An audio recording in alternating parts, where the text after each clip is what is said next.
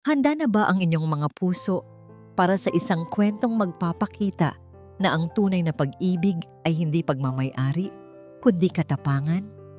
Halina't pakinggan natin ang isang paglalakbay na susubok sa lahat ng ating paniniwala. Sabi nila, ang pamilya ay hindi laging dugo ang batayan. Minsan, ito'y matatagpuan sa mga hindi inaasahang pagkakataon, sa piling ng mga taong handang ipaglaban ka kahit hindi ka nila kaano-ano. Paano kung ang paghahanap mo ng lunas para sa iyong minamahal ay magdadala sa iyo sa isang tahanang puno ng kadiliman, kung saan tatlong inosenteng bata ang naghihintay ng kanilang tagapagligtas? Ang bigat ng tray na dala ni Silayan Reyes ay kasing bigat ng dibdib na puno ng pag-aalala. Sa gitna ng nagkikislapang mga ilaw at halakhakan ng mga mayayaman sa malawak na hardin na yon, tanging ang tunog ng sarili niyang paghinga at ang tahimik na panalangin sa kanyang isip ang kanyang naririnig. Inay, para sa'yo to. Bawat platitong inaayos niya, bawat basyong baso na kanyang kinukuha ay isang hakbang palapit sa pambili ng gamot ng kanyang ina. Ang sweldo niya bilang isang serbidora sa catering service na ito ay halos hindi sapat, ngunit kailangan niyang kayanin. Para kay Aling Dalangin, gagawin niya ang lahat. Saglit siyang tumigil sa isang sulok sa likod ng isang malaking halaman upang punasan ang pawis sa kanyang noo. Mula doon, tanaw niya ang sentro ng kasiyahan, ang tanyag na bilyonaryong balo na si Banyuhay Montesillo at ang napakagandang nobya nitong si Adelfa Velez. Si Adelfa, sa kanyang mamahaling bestida, ay parang isang anghel na bumaba mula sa langit. Ang kanyang ngiti ay nakakahawa, ang kanyang mga galaw ay puno ng kariktan. Ngunit may mga sandaling ang nakikita ng mata ay isang panlilinlang. Isa sa tatlong kambal na anak ni Banyuhay, isang batang babae na may laso sa buhok, ang humihikbi malapit sa kinatatayuan ni Adelfa. Mukhang may gusto itong sabihin sa magiging ina-inahan nito. Lumapit ang bata at marahang hinila ang laylayan ng bestida ni Adelfa. Ang ngiti sa mukha ni Adelfa ay hindi nagbago. Ngunit ang mga matang ipinukol niya sa bata ay kasing lamig ng yelo. Sa isang mabilis na kilos na halos hindi mapapansin ng iba, yumuko si Adelfa na para bang may ibubulong. Ngunit ang nakita ni Silayan ay hindi isang haplos, kundi isang madiin at masakit na kurot sa braso ng maliit na bata. Tumigil ka sa pag-iyak, Raya. Nakakahiya ka. Isang hasik na bulong na tanging si Silayan lang ang nakarinig dahil sa kanyang kalapitan. Napasinghap ang bata sa sakit, ngunit mas pinili nitong takpan ang bibig at kimkimin ang hikbi. Muling tumayo si Adelfa, ang kanyang nangiti ay perpekto pa rin na para bang walang nangyari, at sa di kalayuan, nakatayo si Banyuhay Montesillo. Nakatingin siya sa direksyon ng kanyang anak at nobya, ngunit ang kanyang mga mata, blanko. Para siyang isang estatwa, isang estranghero sa sarili niyang kasiyahan, isang amang nakikita ang lahat, ngunit walang nararamdaman. Nanginig ang mga kamay ni Silayan. Ang puso niya ay tila pinipiga para sa batang yon. Bago pa man siya makagalaw, nag-vibrate ang kanyang mumurahing telepono sa bulsa. Isang mensahe mula sa kanyang pinsan na nagbabantay sa ospital. Sila, kailangan na raw bilhin yung bagong reseta ni nanay. Paubos na. Bumalik si Silayan sa realidad. Ang galit ay napalitan ng pamilyar na bigat ng desperasyon. Kailangan niya ng pera. Kailangan niya ng mas malaking sahod. Kailangan niyang magtrabaho, hindi makialam. Nang akma na siyang tatalikod, isang makinis na boses ang pumigil sa kanya. Sandali, miss. Humarap si Silayan at muntik nang mapaatras. Si Adelfa Velez nakangiti sa kanya, isang ngiting nakakakilabot. Kanina pa kita napapansin, sabi ni Adelfa. Ang boses ay matamis, ngunit ang mga matay mapanuri. Mukha kang masipag at matatag. Hindi alam ni Silayan ang isasagot. Tumango na lamang siya. Kailangan ko ng night nanny para sa mga bata. Diretsong sabi ni Adelpha habang inaayos ang isang takas na buhok sa mukha ni Silayan na tila isang mabait na amo. Someone who can handle them.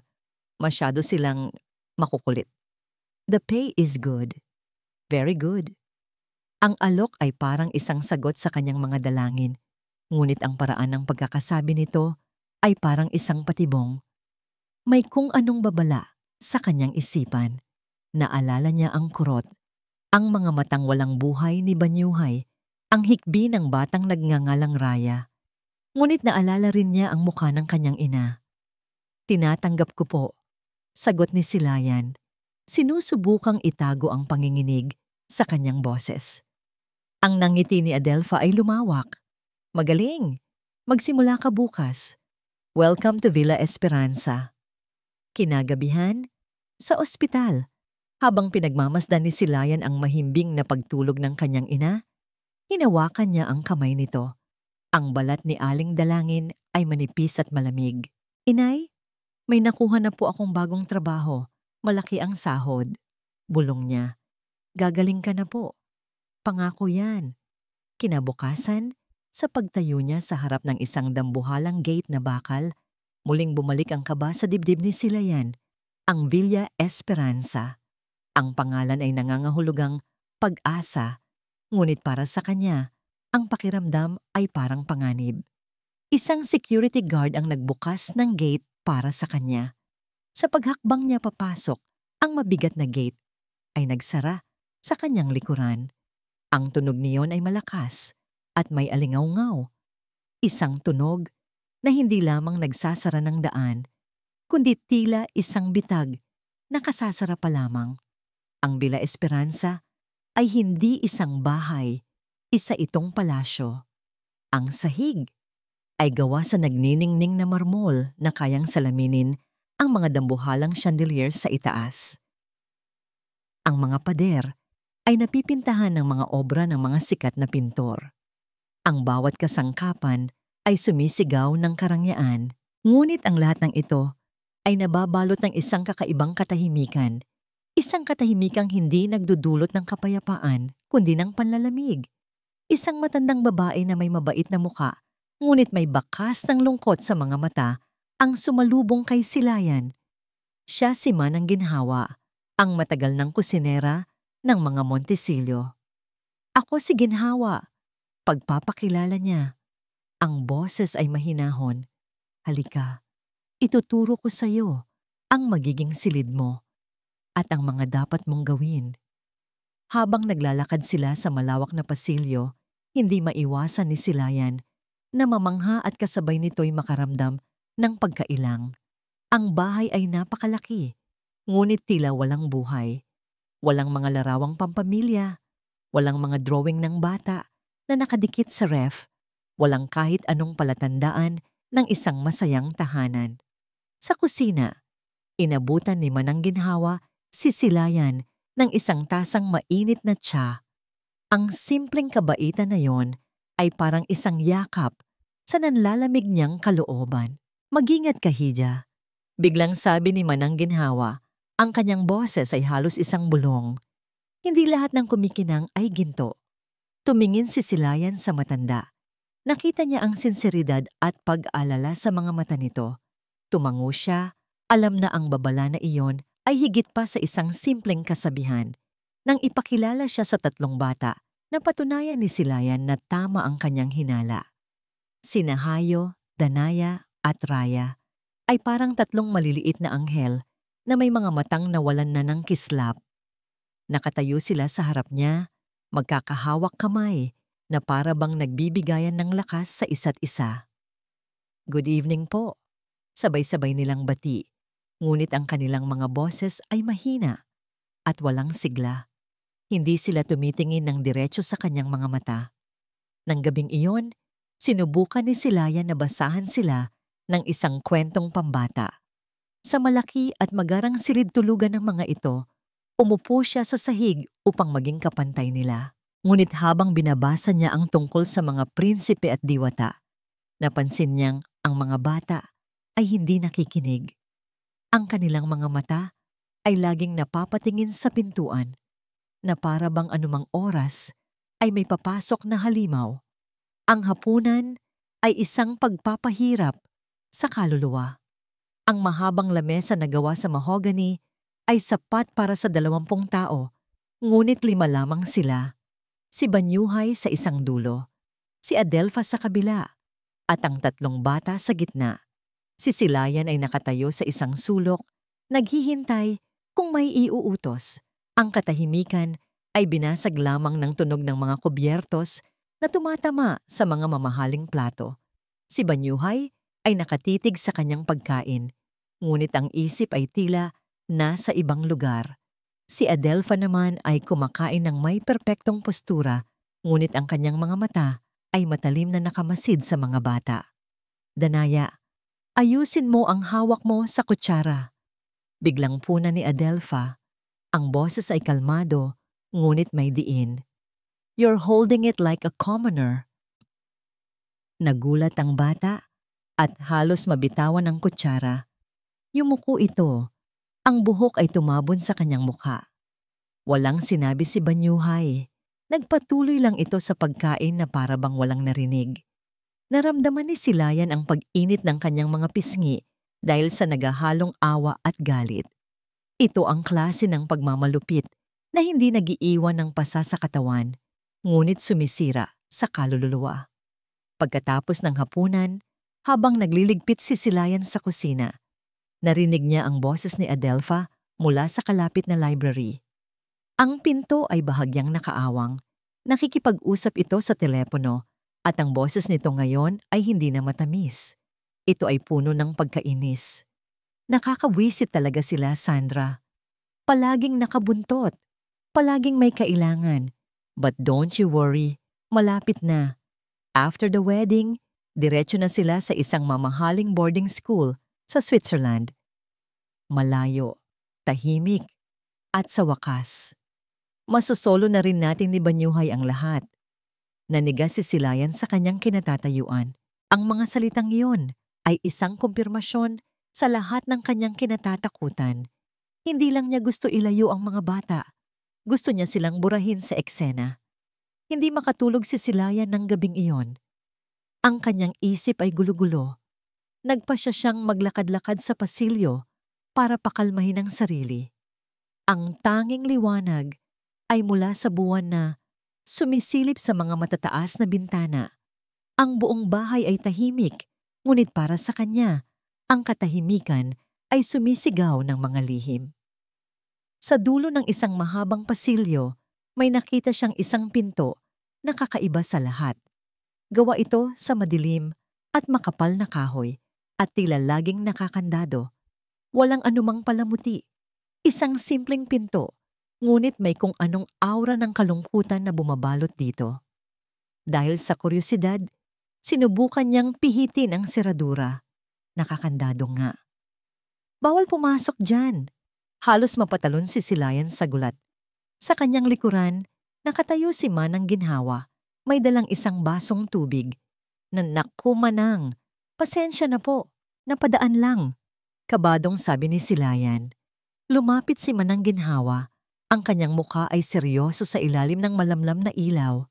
Tumingin siya sa pintuan na tila ba may tinitingnan siyang isang multo. Iyan ang silid ni Ma'am Liana. Mahinang sabi niya. Ang yumaong asawa ni Sir Banyuhay. Biglang naintindihan ni Silayan ang bigat na nararamdaman niya mula sa pinto. Mula nang mangyari ang aksidente, pagpapatuloy ni Manang Ginhawa, ipinagbawal na ni Ma'am Adelfa na buksan pa yan. Sinabihan niya kaming lahat na kalimutan na ang nakaraan at hayaan ng magpahinga si Sir Banyuhay. Ngunit sa tono ng pananalita ni Manang Ginhawa, alam ni Silayan na hindi siya sang-ayon. May pagdududa, may hinanakit.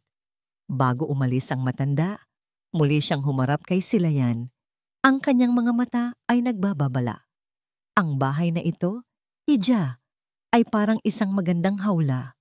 Madaling pumasok, pero mahirap nang makalabas kapag nalaman mo na ang lahat ng ibon sa loob ay matagal nang patay. Iniwan siyang mag-isa ni Manang Ginhawa sa madilim na pasilyo, kaharap ang isang nakakandadong pinto at may dalang isang daang bagong tanong.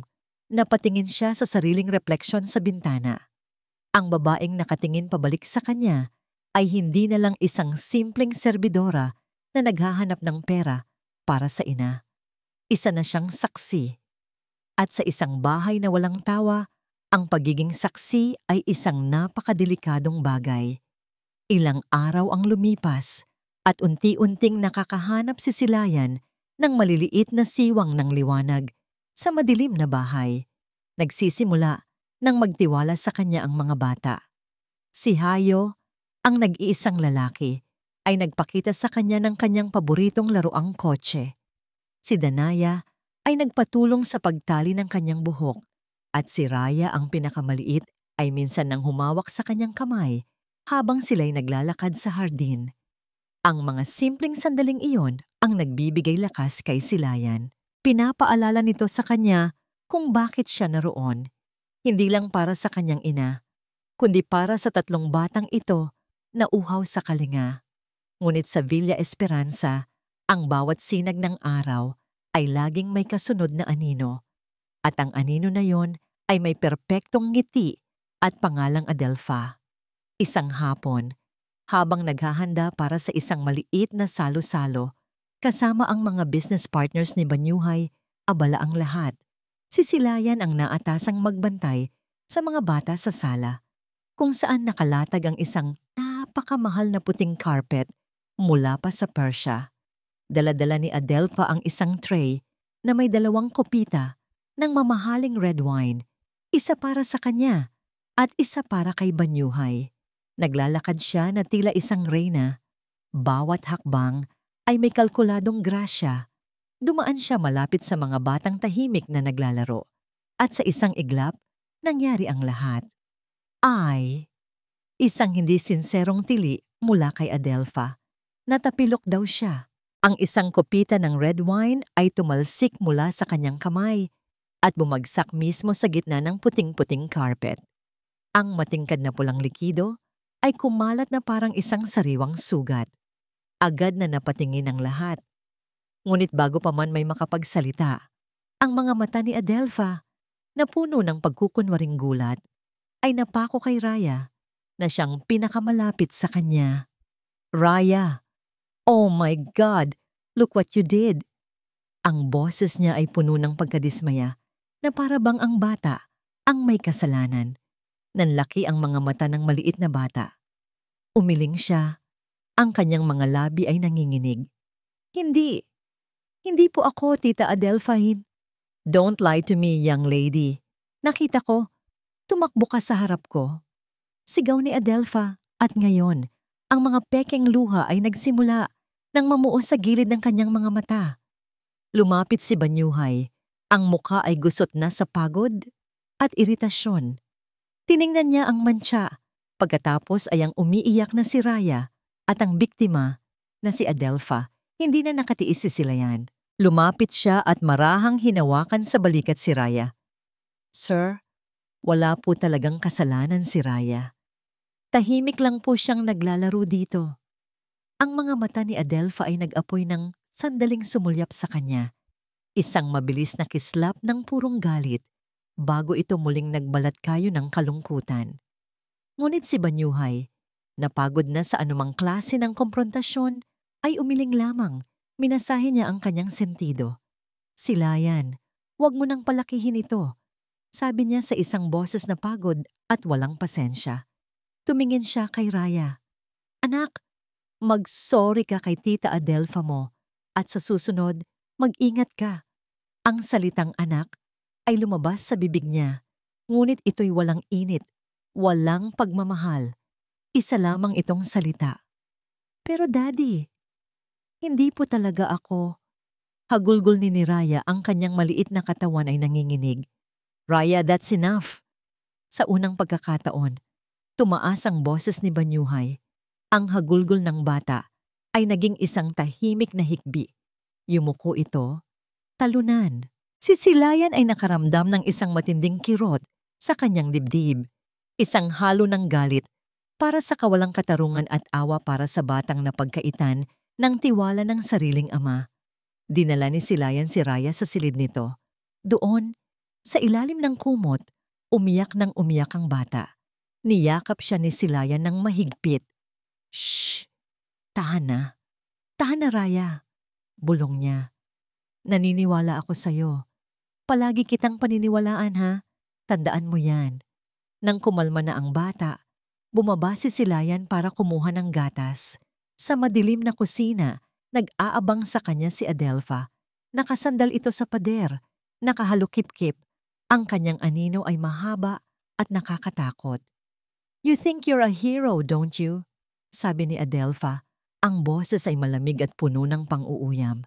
Hindi sumagot si Silayan. Kinuha niya ang baso mula sa lalagyan. Let me give you a piece of advice. Lumapit si Adelfa. Ang kanyang mamahaling pabango ay tila nakakasakal. You're just a nanny, a servant. Ang trabaho mo ay sumunod, hindi magmarunong. Tinitigan niya si Silayan mula ulo hanggang paa. Alamin mo kung saan ka lulugar, yaya. Dahil sa isang salita ko lang kay Banyuhay, pwede kang mapalaya sa kalsada kung saan ka nababagay. Pagkasabi niyon, tinalikuran niya si Silayan at umalis. Iniwan ang isang nakakabinging katahimikan. Nang gabing iyon, habang pinapatulog ni Silayan ang mga bata, napansin niya ang isang bagay na dati hindi niya pinapansin. Pagkatapos nilang inumin ang gatas, na laging si Adelfa mismo ang naghahanda. Ang mga bata ay tila biglang nanghihina. Hindi ito ang natural na antok ng isang bata. Ito ay isang kabigatan, isang kakaibang pagkalugmok. Ang kanilang mga mata ay halos hindi na maidilat. Isang malamig na takot ang gumapang sa buong katauhan ni Silayan. Ang pagod, ang pagiging matamlay, ang biglaang pagbabago sa ugali ng mga bata. Pinagtagpi-tagpi niya ang lahat. Isang teribleng hinala ang nagsimulang mabuo sa kanyang isipan. Isang hinala na mas madilim at mas nakakalason pa kaysa sa mantsa ng red wine sa puting karpet. Ang babala ni Adelfa sa kusina ay hindi nakapagdulot ng takot kay Silayan. Bagkus, ito'y nagsilbing gasolina sa nag-aalab na determinasyon sa kanyang puso. Hindi na siya ang dating serbidora na yumuyuko na lamang. Ngayon, ang bawat galaw niya sa loob ng Villa Esperanza ay may layunin. Ang kanyang mga mata ay hindi na lamang nagmamasid. Ang mga ito'y naghahanap ng katibayan. Naging anino si Silayan sa malaking bahay. Ang kanyang paglilinis ay naging paraan ng pagmamatiyag. Kapag nagpupuna siya ng mga mamahaling palamuti sa sala, ang kanyang mga mata ay nasa paraan ng pakikitungo ni Adelfa sa mga bata. Kapag nagwawalis siya sa pasilyo, ang kanyang mga tainga ay nakikinig sa bawat salitang lumalabas sa bibig nito. At ang kanyang hinala ay laging bumabalik sa isang bagay, ang gatas. Ang paghahanda ng gatas para sa mga bata tuwing gabi ay naging isang ritual para kay Adelfa.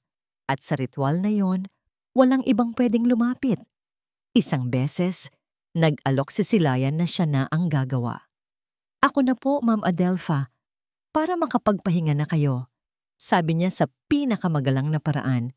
Isang matalim na tingin ang ipinukol sa kanya ni Adelfa. Huwag.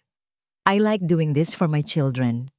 Sagot nito, ang salitang my children ay puno ng pagkukunwari. It's our special bonding moment. Mula noon, hindi na muling nag-alok si Silayan. Sa halip, pinanood niya ang bawat kilos nito mula sa di kalayuan. Napansin niya kung paano laging tatalikod si Adelfa kapag inihahalo na ang pulbos sa baso. Napansin niya ang isang maliit na bote na laging nasa bulsa ng apron nito. Isang boteng hindi naman kasama sa mga bitamina ng mga bata.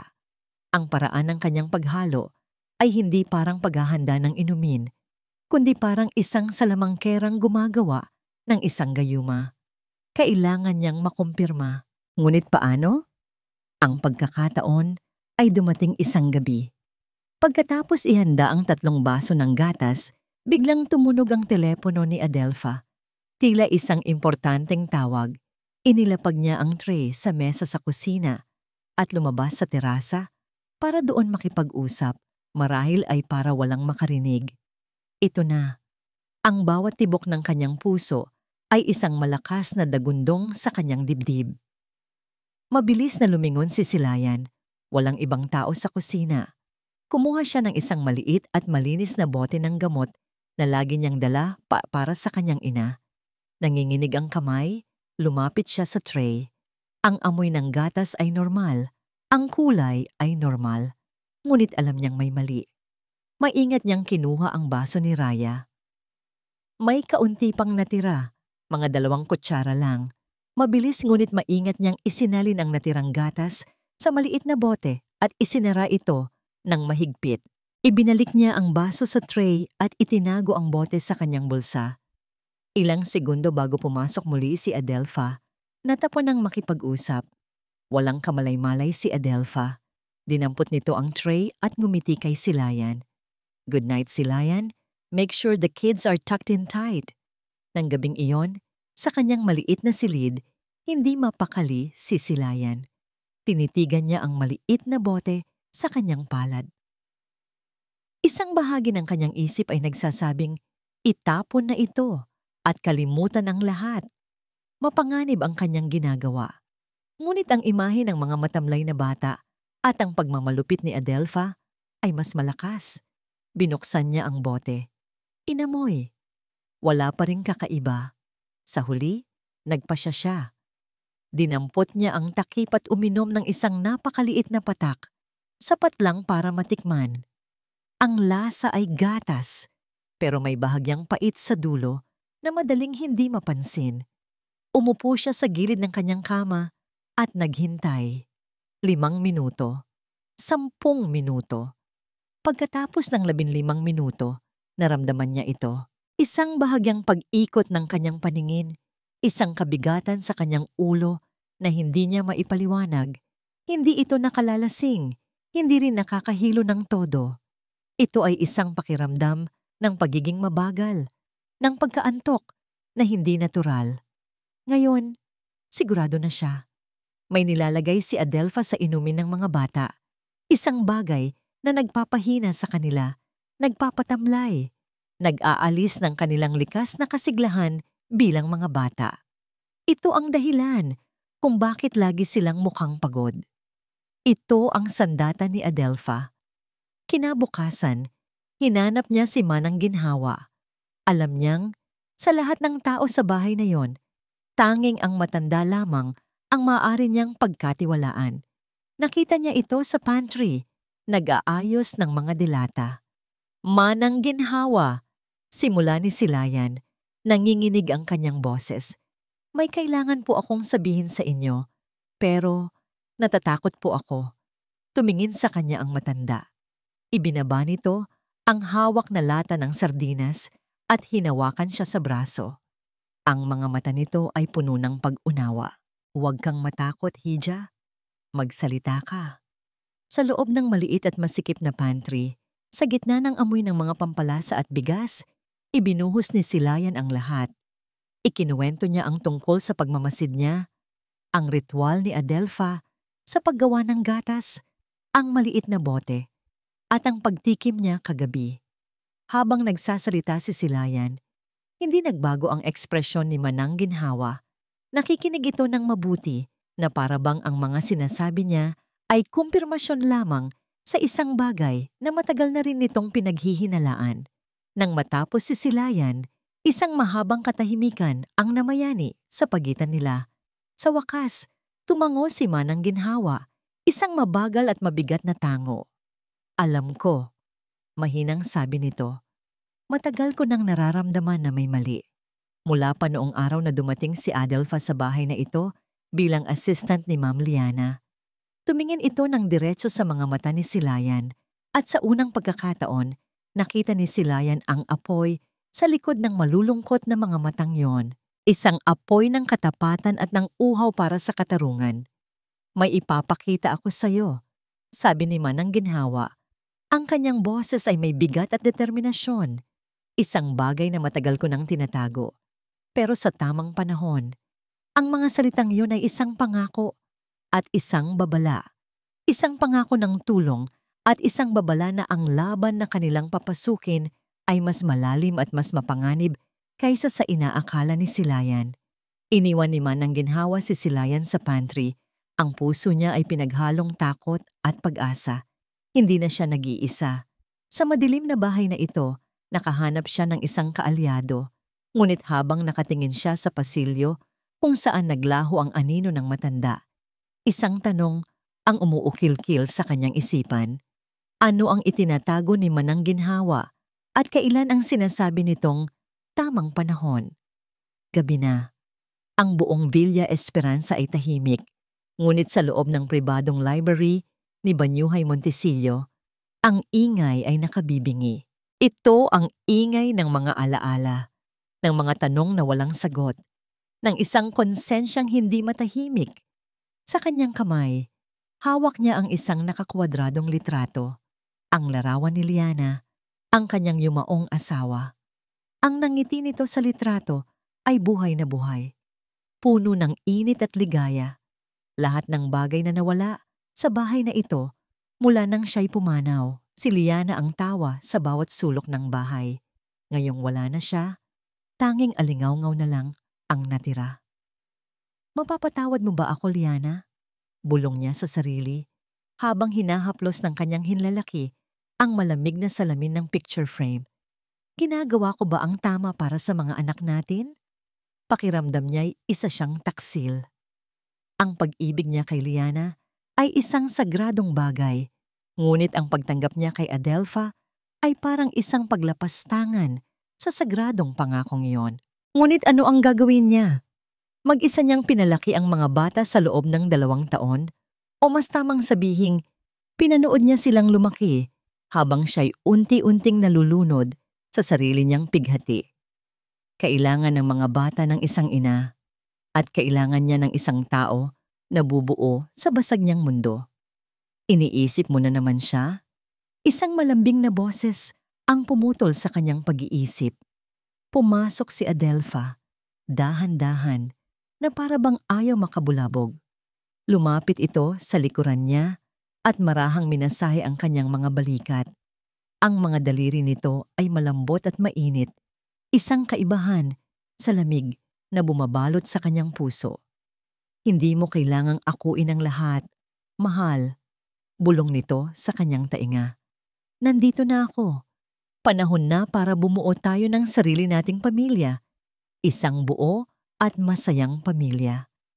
Ipinikit ni Banyuhay ang kanyang mga mata at hinayaan ang sarili na maniwala sa mga salitang yon. Ito ang gusto niyang marinig. Ito ang madaling daan. Tinanggap niya ang pagmamahal na inaalok ni Adelfa dahil pagod na siyang masaktan. Tinanggap niya ang mga paliwanag nito tungkol sa pagiging matamlay ng mga bata, na sila'y nasa difficult stage lang daw, na sila'y nagre-rebelde. Mas madaling paniwalaan iyon kaysa harapin ang katotohanang baka siya mismo ang nagkukulang. Bigla, isang malakas na kalabog mula sa labas ng library ang gumising sa kanilang dalawa. Sinundan ng isang pigil na iyak ng isang bata. Ano yon? Sabay silang napatayo at nagmamadaling lumabas. Sa paanan ng malawak na hagdanan, sa huling 3 baitang, nakikita nila si Hayo na nakaupo sa sahig, umiiyak habang hawak ang kanyang tuhod. Papalapit pa lang si Silayan na tila galing sa hardin. Ang muka ay puno ng pag-aalala, ngunit naunahan sila ni Adelfa. Ang kanyang mga galaw ay mabilis at dramatiko. Oh my God, Hayo! Anong nangyari sa'yo, anak? Sigaw niya, bago lumingon kay Silayan na kararating lang sa tabi ng bata. Ang kanyang mukha ay biglang nagbago mula sa pag-aalala tungo sa purong galit. Nasaan ka? Bakit mo siya pinabayaan? Hindi mo ba siya nakita? Nagulat si Silayan sa biglaang akusasyon. Pero ma'am, kadarating ko lang po galing sa labas para kunin yung mga sinampay na kumot nila. Mga palusot! Palagi kang may palusot! Si Banyuhay ay nataranta. Ang tanging nakikita niya ay ang kanyang anak na umiiyak sa sahig. Ang pinakamatinding takot ng isang ama ang mapahamak ang kanyang anak, ay bumalik na naman. At sa sandaling iyon ng gulat at takot, ang kanyang isip ay naghahanap ng isang taong dapat sisihin. Humarap siya kay Silayan.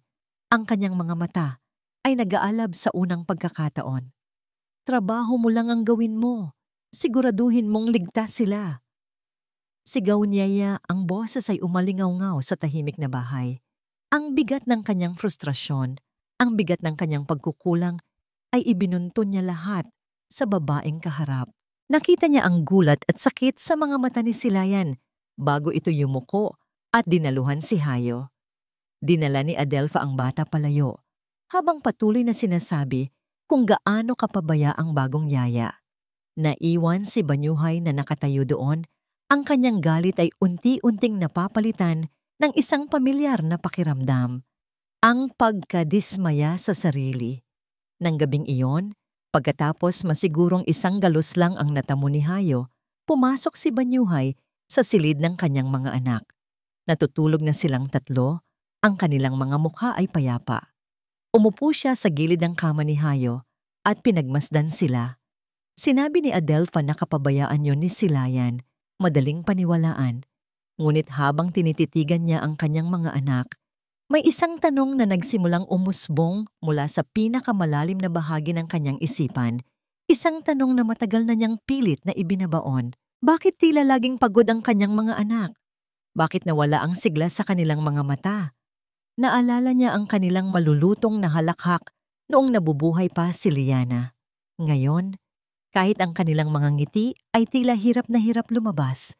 Nagsimula siyang magduda sa kakayahan ni Silayan, ngunit may isa pang, mas nakakabahalang pagdududa ang gumagapang sa kanyang puso. Bakit sila nagbago? Bakit sila naging ganito simula nang hindi niya magawang tapusin ang tanong dahil natatakot siyang malaman ang sagot? Ang mga salitang binitiwan ni Banyuhay ay tumarak sa puso ni Silayan na parang mga bubog. Ang sigaw, ang akusasyon, ang kawalan ng tiwala sa kanyang mga mata. Sa loob ng 2 araw, para siyang naglalakad sa ibabaw ng mga karayom. Bawat kilos niya ay binabantayan ni Adelfa, na ngayon ay may ngiti ng tagumpay sa kanyang mga labi. Alam ni Silayan na anumang oras sa isang maliit na pagkakamali, palalayasin siya. At kung mangyari iyon, sino na ang magbabantay sa mga bata? Isang gabi, nang payapa nang natutulog ang lahat, isang marahang katok ang narinig ni Silayan sa kanyang pinto. Si Manang Ginhawa. Ang mukha ng matanda ay seryoso, walang bahid ng anumang emosyon, maliban sa matibay na determinasyon. "Halika, Hija," sabi nito sa isang boses na halos pabulong. "Panahon na." Sinundan ni Silayan ang matanda. Ang kanyang puso ay kumakabog sa bawat hakbang. Dinala siya nito hindi sa kusina, kundi sa sarili nitong maliit na silid sa likod bahay. Simple lang ang kwarto, malinis at maayos. Sa ibabaw ng isang maliit na mesa ay isang luma at maalikabok na laptop. Umupo si Manang Ginhawa at binuksan ito. Ang makina ay umugong. Tila nagising mula sa isang mahabang pagkakatulog. "Alam kong nahihirapan ka na," sabi ni Manang Ginhawa habang naghihintay na mag-boot ang computer. "At alam kong kailangan mo ng isang bagay na mas matibay pa sa hinala." Pinaliwanag niya na bago pa man dumating si Silayan, mayroon na siyang sariling mga pagdududa. Si Adelfa, na dating personal assistant at kanang kamay ni Liana, ay tila masyadong mabilis na pumalit sa pwesto ng kanyang dating amo. Masyadong perpekto ang kanyang pakikitungo kay Banyuhay. Ngunit sa mga bata, may lamig, may distansya. Noong una, akala ko'y nagluluksa lang din siya sa sarili niyang paraan. Kwento ni Manang Ginhawa. Ngunit nang magsimulang maging sakitin at matamlay ang mga bata, nagsimula akong magmatsyag. Ikinuwento niya kung paano niya nalaman na may mga security camera sa playroom na ipinakabit noon si Liana, ngunit ipinatanggal at ipinasira di umano ni Adelfa pagkatapos ng aksidente.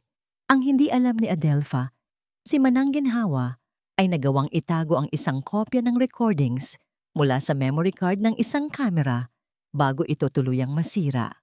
Sa wakas, lumabas na ang desktop sa screen. May iilang file lamang doon. Kinlik ni Manang Ginhawa ang isang video file na may petsang halos 1 taon na ang nakalipas. Ito ay kuha ilang buwan matapos ang pagkawala ni Ma'am Liana. Paliwanag niya. Ang video ay medyo malabo at walang kulay. Kuha mula sa isang mataas na sulok ng playroom. Nakikita sa video ang 3 bata, masigla pa noon, na naglalaro. Pumasok si Adelpha. Noong una, nakangiti pa ito. Ngunit nang siguruhin nitong sarado ang pinto at walang ibang tao, ang kanyang mukha ay nag-iba. Nanlaki ang mga mata ni Silayan sa kanyang nakita. Hinila ni Adelpha ang isang laruang truck mula sa kamay ni Hayo. Nang magreklamo ang bata, marahas niya itong tinulak paupo sa sahig. Pinagsabihan niya si Danaya dahil sa kaunting kalat. At nang lumapit si Raya para magsumbong, tiningnan niya ito ng masama at sinabing, "Manahimik ka kung ayaw mong isumbong kita sa daddy mo na salbahe kang bata." Napasinghap si Silayan, ang kamay ay napahawak sa kanyang bibig. Ang kalupitan ay malinaw. Ang pananakot. Ito ang katibayan na kailangan niya, ngunit hindi pa doon natapos. May isa pa, sabi ni Manang Ginhawa. Hindi video, tunog lang. Kinlik niya ang isang audio file. Ang tunog ay mahina at may kasamang static. Tila isang pag-uusap sa telepono na hindi sinasadyang na-record. Ang boses ni Adelpha ay malinaw. "Oh Sandra, sinabi ko na sa'yo, maayos ang lahat," sabi ng boses sa recording. Basta't walang makakaalam, walang problema. Si Banyuhay ay bulag sa kalungkutan. Hindi na niya iisipin pang busisiin ang mga detalye. May sandaling katahimikan. At pagkatapos ay ang mga salitang nagpatindig sa lahat ng balahibo ni Silayan. "Huwag kang mag-alala, sa preno ng sasakyan, aksidente ang tingin ng lahat at wala nang makakahalata sa nangyari noon." Isang nakabibinging katahimikan ang pumuno sa silid pagkatapos ng recording. Ang tanging maririnig ay ang ugong ng lumang laptop at ang malakas na pagkabog ng dibdib ni Silayan. Preno ng sasakyan, aksidente. Paulit-ulit na umikot ang mga salitang iyon sa kanyang isipan. Ang pagkamatay ni Liana. Hindi iyon isang simpleng aksidente sa kalsada. Mamanang... Nauutal na sabi ni Silayan. Ang kanyang mukha ay namumutla. Ibig sabihin... Tumango si Manang Ginhawa. Ang kanyang mga mata ay nagniningas sa matagal ng kinikim-kim na galit at bighati. Hindi ko alam kung paano. Hindi ko alam ang lahat ng detalye, pero alam kong may kinalaman siya. At itong pagmamalupit niya sa mga bata. Ito ang patunay kung anong klaseng demonyo ang nagtatago sa likod ng maganda niyang mukha. Ngayon, naintindihan na ni Silayan ang lahat. Hindi lang ito tungkol sa pera. Ito ay tungkol sa pag-aalis ng lahat ng bakas ni Liana sa mundo, kasama na ang kanyang mga anak. Ang pagpapadala sa kanila sa boarding school ay hindi lang para mawala sila sa eksena. Ito ay ang huling hakbang sa pagbubura ng nakaraan. Ang takot na naramdaman ni Silayan ay hindi maipaliwanag. Hindi na lang isang mapang-abusong madrasta ang kanyang kalaban. Posibleng isang mamamatay tao. Ngunit kasabay ng takot, may isang bagay na mas malakas na umusbong sa kanyang puso. Isang determinasyong hindi matitinag. Para kay Liana. Para sa 3 batang nawalan ng ina. Para sa isang katotohanang pilit na ibinabaon sa limot. Tumingin siya kay Manang Ginhawa. Ang kanyang mga mata ay puno ng bagong tapang. "Ano po ang gagawin natin?" Tanong niya. Hindi na bilang isang simpleng yaya, kundi bilang isang kasama sa laban. Alam niyang, sa sandaling iyon, wala nang atrasan. Ang sikreto sa lumang video ay hindi na lamang isang lihim. Isa na itong sandata. At gagamitin nila ito, kahit ano pa ang mangyari. Ang kaalaman sa lihim ng lumang video ay nagbago sa lahat. Nagkaroon ng isang hindi nakikita, ngunit mabigat na pader sa pagitan ni Silayan at Adelfa. Isang tahimik na digmaan ang namuo sa loob ng Villa Esperanza. Ang bawat pag-aalok ni Silayan ng tulong ay tinatanggihan ni Adelfa. Ang bawat ngiti ni Adelfa ay may kasamang talim. Si Silayan at Manang Ginhawa ay nag-uusap na lamang sa pamamagitan ng mga sulyap at senyas, dalawang sundalong nagpaplano ng kanilang susunod na hakbang sa teritoryo ng kaaway. Ngunit si Adelfa ay tuso. Hindi siya isang kalaban na naghihintay lamang. Nararamdaman niya ang pagbabago sa hangin. Nararamdaman niya ang nagbabadyang panganib. At bago pa man makakilos ang kanyang mga kaaway, nagpasya siyang ilunsad ang kanyang huling, pinakamatinding patibong. Ang pagkakataon ay dumating sa isang ordinaryong araw ng Miyerkules. Si Silayan ang nagluto ng tanghalian, isang simpleng sopas ng gulay, paborito ng mga bata. Siya mismo ang namili ng mga sangkap, hinugasan at hiniwa. Sinigurado niyang malinis at masustansya ang lahat. Habang abala siya sa paghahanda ng mesa, pumasok si Adelfa sa kusina. Mukhang masarap yan, Purinito. Isang ngiting hindi umabot sa kanyang mga mata. Ako na ang maglalagay ng pampalasa. I have a special secret herb that makes any soup taste better. Bago pa man makatanggi si Silayan, kumuha si Adelfa ng isang maliit na garapon mula sa cabinet at nagbudbod ng isang mapinong berdeng pulbos sa ibabaw ng sopas. There. Perfect. May kung anong kumutob sa dibdib ni Silayan, ngunit wala siyang magawa. Anong sasabihin niya? Na bawal itong maglagay ng pampalasa sa sarili nitong pamamahay? Sa hapagkainan, tila normal ang lahat. Ngunit pagkatapos ng ilang subo, nagsimulang kumamot si Danaya sa kanyang braso. Mami Adelfa. Makati po.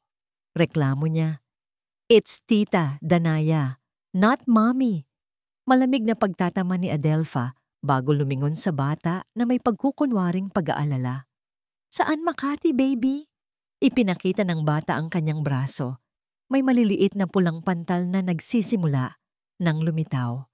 Sa loob ng ilang minuto, ang mga pantal ay kumalat sa kanyang leeg at muka. Ang kanyang paghinga ay tila naging mas mabilis. Oh my God! Sigaw ni Adelfa, biglang tumayo. Ang kanyang muka ay nagpakita ng perpektong halo ng takot at gulat. Tumingin siya kay Banyuhay na agad ding napatayo. Banyuhay, tumawag ka ng doktor. Bilis, nagkaka-allergy si Danaya. Nataranta si Banyuhay. Habang kinukuha niya ang kanyang telepono, ang mga mata ni Adelfa ay napunta kay Silayan, puno ng akusasyon. Anong nilagay mo sa pagkain? Anong ginawa mo sa kanya? Wala po.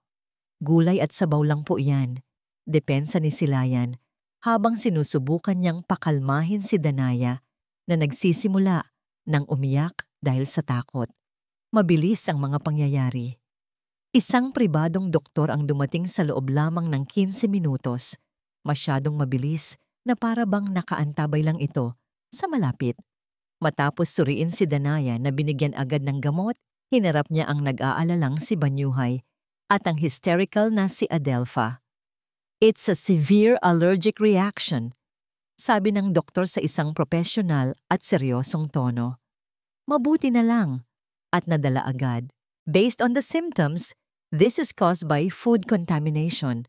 Posibleng may sangkap na hindi nahugasan ng maigi o baka may cross-contamination mula sa ibang pagkain. Ang bawat salita ng doktor ay parang isang pako na ipinupukpok sa kabaong ni Silayan. Pero sinigurado ko pong malinis ang lahat. Protesta ni Silayan. Ang kanyang boses ay nanginginig. Umiling ang doktor at tumingin sa kanya na may halong pagkadismaya.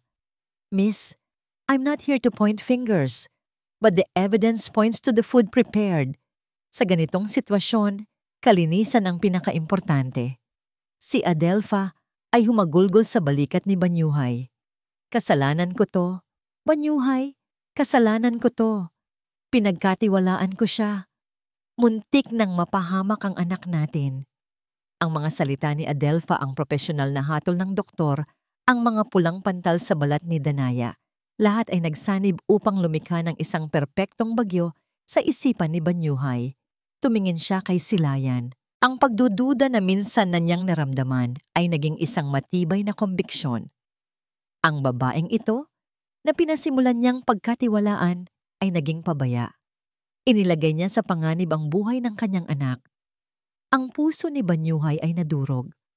Ang kanyang isip ay pagod na. Gusto na lang niyang matapos ang lahat ng gulo. "Silayan," sabi niya.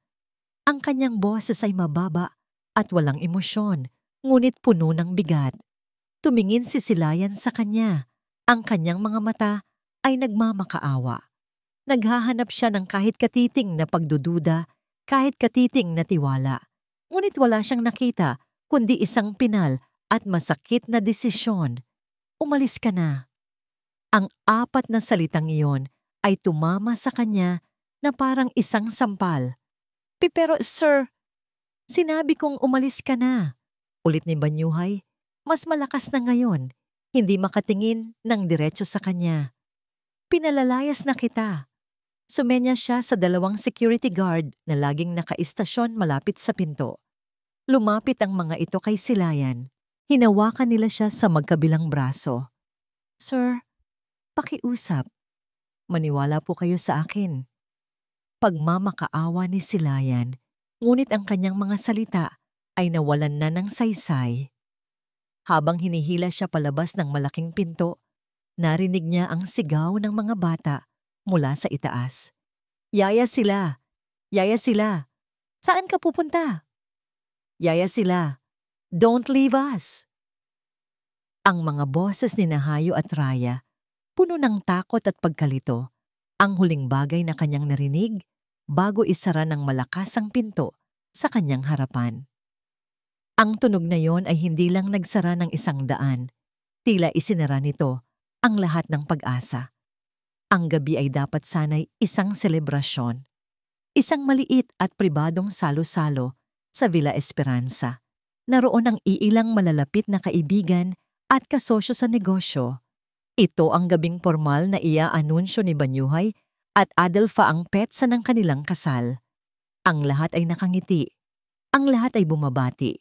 Ang champagne ay dumadaloy at ang musika ay mahina. Ngunit para kay Banyuhay, ang lahat ng ito ay hungkag. Simula nang palayasin niya si Silayan, isang nakabibinging katahimikan ang muling bumalot sa bahay. Ang mga bata ay naging mas malulungkutin. Palagi nilang hinahanap ang kanilang yaya sila. At si Banyuhay, sa gitna ng lahat, ay nakaramdam ng isang butas sa kanyang puso na hindi kayang punan ng kahit anong mamahaling alak o pekeng ngangiti. May mali. Isang malaking mali. "Isn't this wonderful, mahal?" Bulong ni Adelfa, kumapit sa kanyang braso. Ang kanyang nangiti ay maningning, ang kanyang mga mata ay nagliliwanag sa tagumpay. "Our future starts tonight." Ngumiti si Banyuhay, isang pilit na ngiti, at itinaas ang kanyang kopita para sa isang toast. Ngunit bago pa man may lumabas na salita sa kanyang bibig, biglang namatay ang lahat ng ilaw sa sala. Isang kolektibong hininga ng gulat ang narinig mula sa mga bisita. Pagkatapos ng ilang segundo, tanging ang malaking flat-screen TV sa pader ang umilaw. Hindi ito nagpapakita ng isang cable channel o isang movie. Ito ay nagpapakita ng isang malabo at walang kulay na video. Ang playroom, ang kanyang mga anak, noong mga panahong mas masigla pa sila. At si Adelfa, nakita ng lahat, ng kanyang mga kaibigan, ng kanyang mga kasosyo, at ni Banyuhay mismo, ang pagbabago sa mukha ni Adelfa. Ang paghila sa laruan, ang marahas na pagtulak kay Hayo, ang paninigaw sa kanyang mga anak na noon ay walang kalaban-laban. Isang nakakabinging katahimikan ang bumalot sa buong silid. Ang tanging maririnig ay ang audio mula sa video. "Manahimik ka kung ayaw mong isumbong kita sa daddy mo na salbahe kang bata." "Anong kalokohan ito? Patayin niyo yan! Patayin niyo yan!" Sigaw ni Adelpha. Ang kanyang muka ay namumutla. Ang kanyang pagkukunwari ay biglang gumuho. Ngunit huli na ang lahat. Mula sa dilim malapit sa kusina, lumabas si Manang Ginhawa. Ang matandang kusinera na laging nasa anino, ngayon ay nakatayo sa gitna ng liwanag. Ang kanyang mukha ay matatag at walang takot. Hawak niya ang isang remote control. Hindi pa tapos, sabi ni Manang Ginhawa. Ang kanyang boses ay malinaw at malakas. Isang boses na hindi pa kailanman naririnig ni Banyuhay mula sa kanya. Nakatayo si Silayan sa labas ng pintuan ng kusina. Ang kanyang puso ay dumadagundong na parang tambol. Ito na. Ngayon na. Pagkatapos siyang palayasin, dumiretso siya kay Manang Ginhawa. Magkasama nilang binuo ang planong ito. Isang desperadong plano, ngunit ito lang ang kanilang pag-asa. May isa pa kayong dapat marinig, sabi ni Manang Ginhawa, at pinindot niya ang isang button. Hindi na video ang lumabas. Isang audio file, ang mahinang boses ni Adelpha na ngayon ay pinalakas at nilinis, ay umalingaw-ngaw sa buong kabahayan. Huwag kang mag-alala, sa preno ng sasakyan, aksidente ang tingin ng lahat at wala nang makakahalata sa nangyari noon. Ang mga salitang iyon ay parang isang bomba na sumabog sa gitna ng katahimikan. Lahat ng mga mata ay napunta kay Adelpha, na ngayon ay nanginginig na parang isang dahon sa gitna ng bagyo. Tanda ko gata po. Hindi totoo yan. Yan. Gawa-gawa lang yan. Isang paninira. Sigaw niya. Ang kanyang boses ay basag. Sa puntong yon, lumabas si Silayan mula sa kadiliman. Ang lahat ay napatingin sa kanya. Ang babaeng pinalayas, ang babaeng inakusahan, ay nagbalik. Ngunit ang kanyang mga mata ay hindi na nagmamakaawa. Ang mga ito'y nag-aapoy. Hindi paninira ang katotohanan, Adelpha. Sabi ni Silayan, ang bawat salita ay may bigat. Katotohanan ang paglalagay mo ng gamot pampatulog sa gatas ng mga bata. Katotohanan ang pagpaplano mong itapon sila sa ibang bansa. At katotohanan ang lahat ng kasinungalingan mo. You witch! How dare you! Sigaw ni Adelpha at akmang susugurin si Silayan. Ngunit isang braso ang pumigil sa kanya. Isang malakas na braso. Si Banyuhay. Ang kanyang muka ay hindi maipinta. Isang maskara ng sakit, galit at isang napakatinding realisasyon. Ang lahat ng piraso ng puzzle, ang pagbabago sa ugali ng mga bata, ang mga aksidente, ang pag-ayaw ni Adelpha na pag-usapan si Liana, ang audio recording. Lahat ay nag-ugnay-ugnay sa kanyang isipan. Lumilikha ng isang larawang napakasakit tingnan. Binitawan niya si Adelpha na para bang ito'y isang bagay na nakasusuklam. Tumingin siya sa babaeng minsan niyang pinangarap na pakasalan at ang nakita niya ay isang halimaw. Umalis ka sa bahay ko, sabi ni Banyuhay. Ang kanyang boses ay mahina, ngunit puno ng lason. Isang nakakatakot na kalmado. Banyuhay, mahal, maniwala ka sa akin. Sinabi kong umalis ka. Ang sigaw ni Banyuhay ay isang dagundong na yumanig sa buong Villa Esperanza.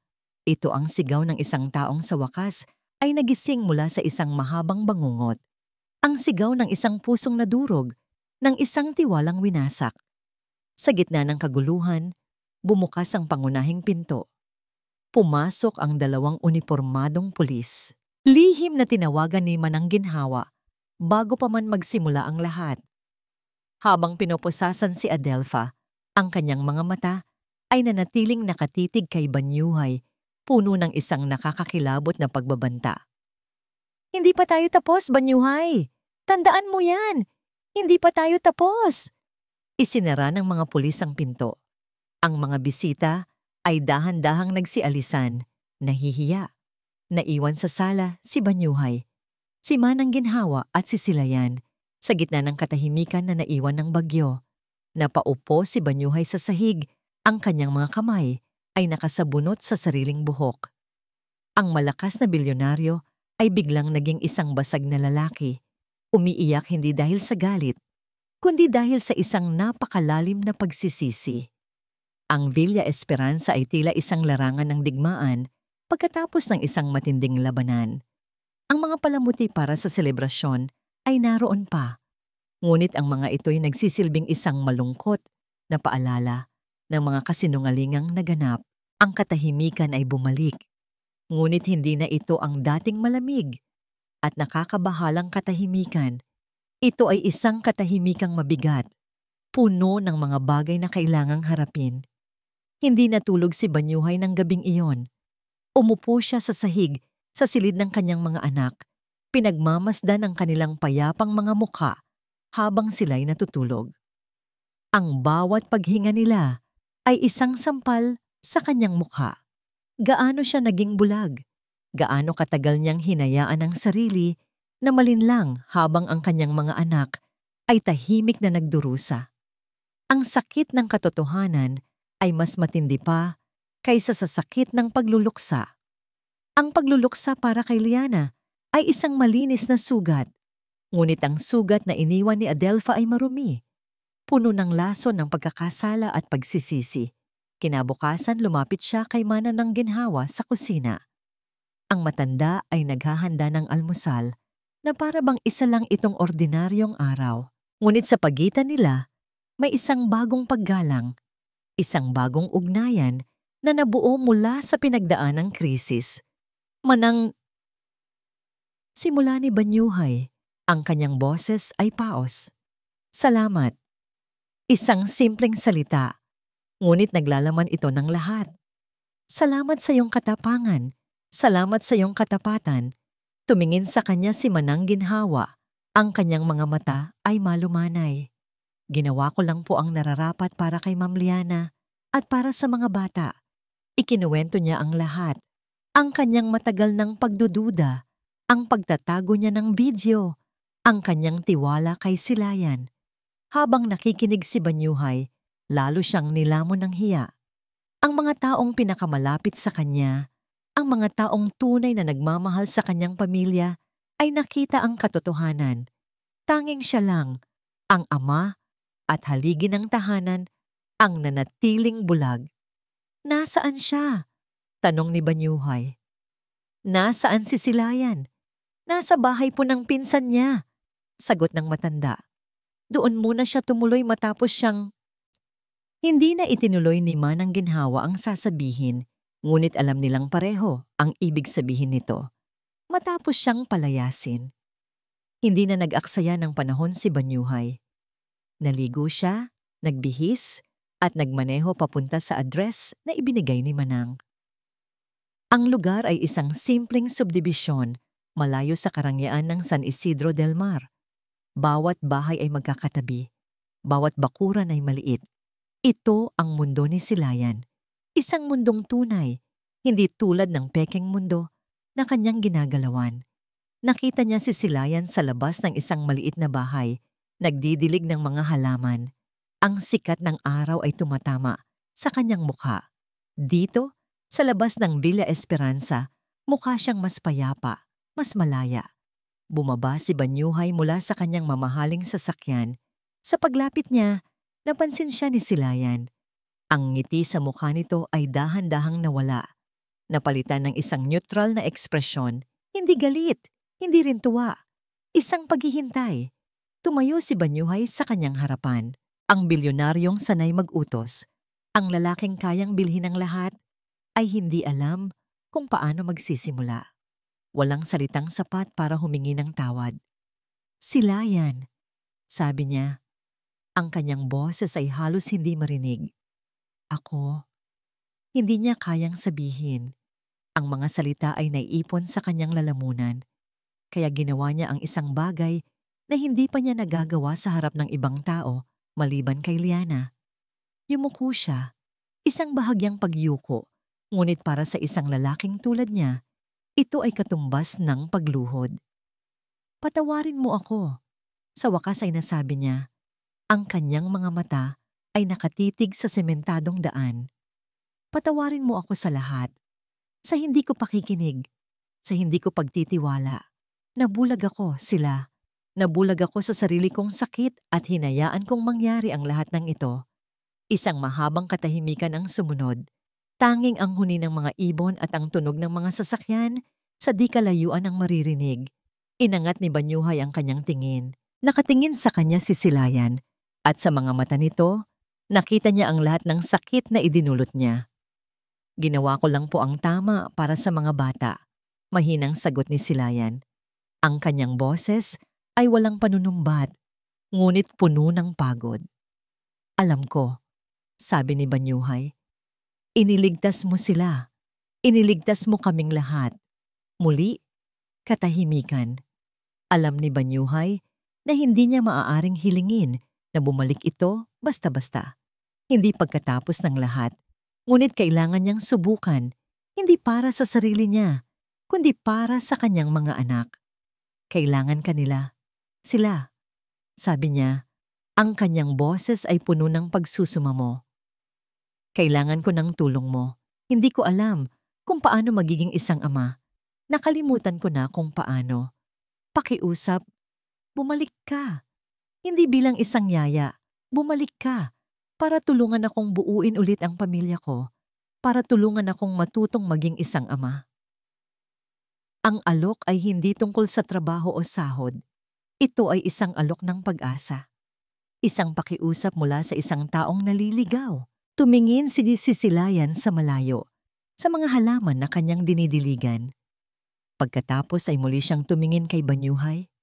At sa unang pagkakataon, mula nang mangyari ang lahat, isang maliit, halos hindi makitang nangiti ang sumilay sa kanyang mga labi. Isang ngiting hindi pa rin buo, ngunit naglalaman ng isang binhi ng pagpapatawad. 6 na buwan ang lumipas. Ang hangin sa loob ng Villa Esperanza ay nag-iba na. Ang dating malamig at mabigat na bigat ay napalitan ng init. Ang nakabibinging katahimikan ay napalitan ng mga halakhak ng bata na umaalingaw-ngaw sa mga pasilyo, mga tunog na matagal nang nawala at ngayon ay nagbabalik na parang mga ibong muling natutong umawit pagkatapos ng isang mahabang bagyo. Nakatayo si Silayan sa may bintana ng sala, pinagmamasdan ang paglubog ng araw. Sa kanyang kamay, hawak niya ang isang pahayagan. Nasa front page ang larawan ni Adelfa Velez. Ang kanyang muka ay hindi na nagpapakita ng dating karangyaan, kundi ng pagod at pagkatalo. Nahatulan siya ng mahabang pagkakakulong, hindi lang para sa child abuse, kundi para na rin sa kanyang pagkakasangkot sa aksidente ni Liana Montesillo. Ang hustisya, bagamat mabagal, ay dumating din. Isinara ni Silayan ang pahayagan at inilapag ito sa mesa. Isa na lamang itong kabanata ng nakaraan na sa wakas ay natapos na. Isang tawag mula sa ospital ang nagpangiti sa kanya. Si Aling Dalangin, ang kanyang ina, ay matagumpay na naoperahan. Si Banyuhay ang gumastos sa lahat. Isang bagay na noong unay tinanggihan ni Silayan, ngunit ipinilit nito. Hayaan mo akong bumawi sila, hindi lang sa'yo, kundi sa lahat ng mabuting ginawa mo. Ang kanyang ina ay nasa daan na patungo sa ganap na paggaling. Ano ang iniisip mo? Isang pamilyar na boses ang pumukaw sa kanya. Lumapit si Banyuhay, may dalang 2 tasa ng mainit na kape. Inabot niya ang isa kay Silayan. Wala na ang dating blanko at malungkot na ekspresyon sa mukha nito. Napalitan iyon ng isang kapanatagan, isang kapayapaang nagmumula sa loob. Wala naman, sagot ni Silayan, ngumiti. Iniisip ko lang kung gaano kabilis magbago ang lahat. Dahil sa'yo, sabi ni Banyuhay, ang kanyang mga mata ay puno ng pasasalamat na hindi na kailangan pang sabihin. Sa hardin, tanaw nila ang 3 bata. Kasama si Manang Ginhawa, masaya silang nagtatanim ng mga bagong bulaklak. Si Hayo ay naguhukay, si Danaya ang naglalagay ng mga buto, at si Raya ang nagdidilig. Ang kanilang mga tawa ay malulutong at totoo. Sila ay mga batang muling natutong maging bata. Bumalik si Silayan sa Villa Esperanza, hindi bilang isang yaya, kundi bilang isang kaibigan, isang gabay. Tinulungan niya si Banyuhay na muling kumonekta sa kanyang mga anak. Magkasama nilang itinapon ang mga lumang kasangkapan na nagpapaalala kay Adelpha. Magkasama nilang binuksan ang nakakandadong silid ni Liana, hindi para kalimutan siya, kundi para alalahanin siya ng may pagmamahal at hindi na may pighati. Sa simula, mahirap. May mga gabing umiiyak pa rin si Banyuhay sa pagsisisi. May mga araw na natatakot pa rin ang mga bata sa mga anino. Ngunit dahan-dahan, sa tulong ng pasensya at pag-unawa, ang mga sugat ay nagsimulang maghilom. Natutong magbasa ng bedtime stories si Banyuhay. Natutong magluto ng almusal, natutong makinig. At sa bawat hakbang, naroon si Silayan para suportahan siya. Sila, sabi ni Banyuhay habang nakatanaw sila sa kanilang munting pamilya sa hardin. Humarap si Silayan sa kanya. Nang una kang dumating dito, ang pangalan ng bahay na ito ay isang kabalintunaan. Villa Esperanza. Isang bahay ng pag-asa na walang laman, kundi kalungkutan. Pagpapatuloy niya. Pero binigyan mo ito ng totoong kahulugan. Ikaw ang nagdala ng pag-asa pabalik sa amin. Hinawakan niya ang kamay ni Silayan. Ang kanyang palad ay mainit at magaspang. Ang mga kamay ng isang lalaking hindi na lamang nagtatrabaho sa opisina, kundi natuto na ring magtanim sa sarili niyang hardin. Nang hilingin kong bumalik ka, sinabi kong tulungan mo akong buuin ang pamilya ko. Sabi niya, ang kanyang boses ay seryoso at puno ng emosyon. Pero ngayon, hindi ko na hinihiling na tulungan mo lang kami. Hinihiling ko na. Maging parte ka na nito. Maging parte ka na namin sila. Kung papayag ka. Hindi ito isang grandiyosong deklarasyon ng pag-ibig na puno ng mga bulaklak. Ito ay isang bagay na mas malalim. Isang alok ng isang tahanan. Isang alok ng isang pamilya. Isang tahimik na pag-amin na ang pag-ibig ay hindi laging isang nag-aapoy na damdamin. Minsan ito ay isang payapang hardin na dahan-dahang namumulaklak pagkatapos ng isang mahabang tag-ulan. Tumingin si Silayan sa mga bata na ngayon ay kumakaway sa kanila. Tumingin siya kay Banyuhay na naghihintay sa kanyang sagot. At sa ngiti na kanyang ibinigay, isang nangiting buo at nagniningning.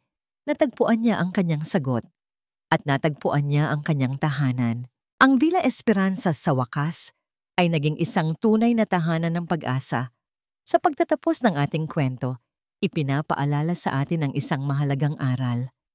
Ang tunay na pamilya ay hindi lamang nakikita sa dugo, kundi ito ay itinatanim sa puso sa pamamagitan ng pag-aalaga, pinapalago ng katapangan, at dinidiligan ng pagpapatawad. Ang pag-ibig na nagliligtas at naghihilom ang siyang pinakamatibay sa lahat. Maraming salamat po sa inyong walang sawang pagsubaybay at pakikinig sa kwento nina Silayan at Banyuhay. Sana po ay napulutan ninyo ng inspirasyon at aral ang kanilang paglalakbay. Ano po ang masasabi ninyo sa ating kwento? Aling bahagi ang pinakatumatak sa inyong puso? At anong uri ng kwento naman ang gusto ninyong mapakinggan sa susunod? Huwag po kayong mahiyang mag-iwan ng komento sa ibaba. Ang inyong mga saloobin ay napakahalaga sa amin. Hindi dito nagtatapos ang ating paglalakbay. Marami pa pong kwentong kasing ganda at mas puno ng aral dito sa aming channel. Kung nagustuhan nyo ang kwentong ito, i-like, i-share sa pamilya at mga kaibigan, at mag-subscribe na rin para lagi kayong updated sa mga susunod pa naming kwento. I-click nyo ang notification bell para kayo ang unang makarinig kapag may bago kaming upload. Pagpalain po kayo ng Panginoon, kayo at ang inyong buong pamilya. Hanggang sa muli!